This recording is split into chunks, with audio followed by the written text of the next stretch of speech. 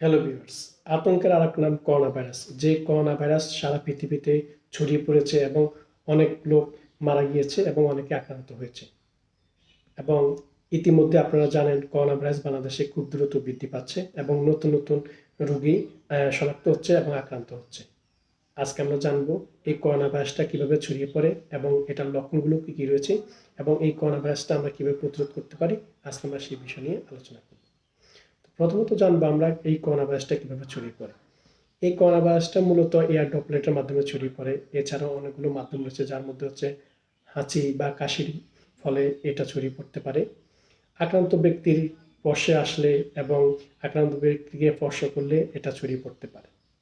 Virus আছে এমন জিনিস যদি আমরা স্পর্শ করি, এতে আমাদের শরীরে করোনা ভাইরাস ছড়িয়ে যেতে পারে।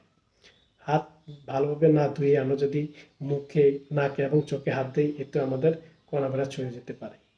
পয় নিষ্কাশনের ব্যবস্থার মাধ্যমেও করোনা ভাইরাসটি ছড়িয়ে যেতে পারে। এখন আমরা জানবো এটার লক্ষণগুলো কী কী রয়েছে। করোনা ভাইরাসের অনেকগুলো লক্ষণ রয়েছে, যার মধ্যে হচ্ছে সর্দি দেখা দিবে, কাশি দেখা দিবে, জ্বর থাকবে এবং মাথা ব্যথা থাকবে। এর পাশাপাশি গলা ব্যথা করবে অনেক এবং মারাত্মক আক্রান্ত ব্যক্তিকে যদি এটা মারাত্মকভাবে আক্রান্ত হয় তাহলে ওই ব্যক্তি অজ্ঞান হয়ে যেতে পারে। এখন আমরা জানবো এই করোনা ভাইরাস আমরা কিভাবে প্রতিরোধ করতে পারি। করোনা ভাইরাসের প্রতিরোধের অনেকগুলো উপায় রয়েছে, যার মধ্যে হচ্ছে মাঝে মাঝে সাবান পানি বা স্যানিটাইজ দিয়ে হাত ধুতে হবে। হাত না ধুয়ে আমাদের নাকে, মুখে, চোখে হাত দেওয়া থেকে বিরত থাকতে হবে। হাঁচি বা কাশি দেওয়ার সময় মুখ ঢেকে রাখতে হবে। ঠান্ডা বা ফ্লু আক্রান্ত ব্যক্তি থেকে দূরে থাকতে হবে। মাংস বা অন্যান্য খাবার রান্না করার সময় ভালোভাবে সিদ্ধ করে খেতে হবে। মুখে নিয়মিত মাস্ক ব্যবহার করতে হবে।